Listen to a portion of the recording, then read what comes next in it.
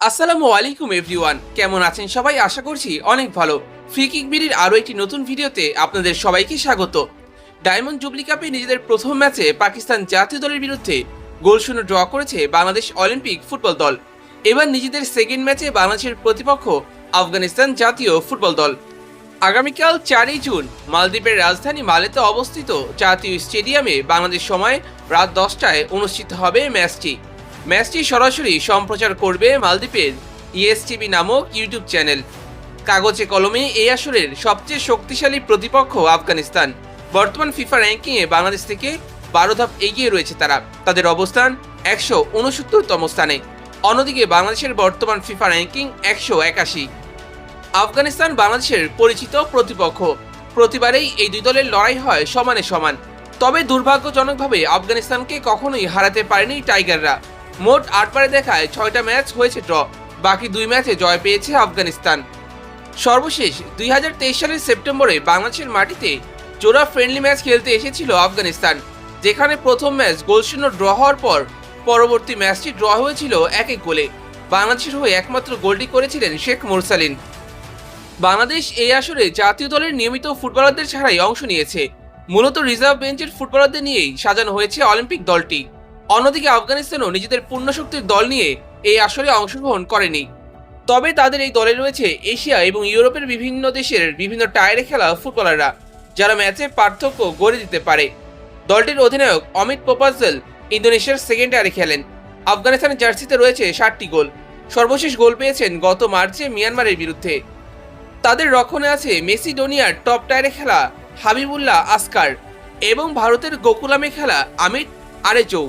এছাড়া রয়েছে হামজা চৌধুরীর মতো ইংলিশ চ্যাম্পিয়নশিপে খেলা আমিন নাবিজাদা।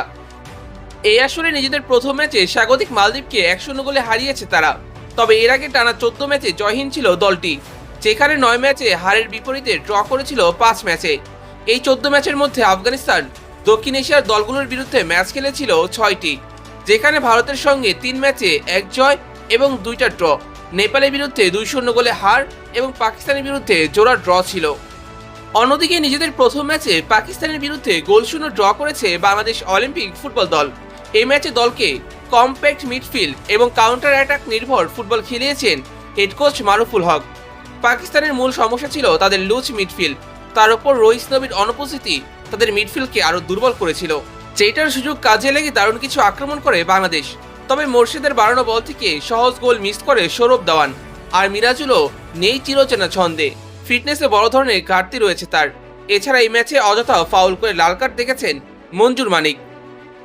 পাকিস্তানের বিরুদ্ধে মূলত 2 জন ফুটবলার বাংলাদেশকে ম্যাচে টিকিয়ে রেখেছিল। তাদের মধ্যে একজন হচ্ছেন মেহেদী হাসান শ্রাবণ, অন্যজন মিডফিল্ডার মানিক মোল্লা। এই ম্যাচে একের পর এক সেভ দিয়ে ম্যাচ সেরা নির্বাচিত হয়েছেন শ্রাবণ। 23 এশিয়ান কাপ বাছাই পর্বে দুর্দান্ত পারফরমেন্সের পর এবার অলিম্পিক ফুটবলও সেই ধারাবাহিকতা বজায় রেখেছে শ্রাবণ। অন্যদিকে গতকাল বাংলাদেশ দল 10 জনের দলে পরিণত হওয়ার পর মানিক মোল্লা একসঙ্গে মিডফিল্ড এবং ডিফেন্স সামলেছেন। মানিক মোল্লা রীতিমতো তৃতীয় সেন্টার ব্যাকের রোল প্লে করেছেন এই ম্যাচে। মিডফিল্ডে নাজমুল হুদা ফয়সাল ডিফেন্সিভলি খুব বেশি সাহায্য করতে পারছে না। অন্যদিকে আক্রমণ ভাগে সৌরভ দাওয়ান প্রেসিংয়ে দুর্বল। সব মিলে বাংলাদেশ দলকে এই সমস্যাগুলো দূর করতে হবে পরবর্তী ম্যাচে, যদি বাংলাদেশ আফগানিস্তানকে হারাতে চায়। এই ম্যাচের ফলাফল কি হতে পারে, কাদের দিকে আলাদা করে নজর থাকবে সমর্থকদের, কেমন ফরমেশনে খেলালে দলের জন্য উপকার হবে, অবশ্যই জানাতে পারেন আমাদের কমেন্ট বক্সে।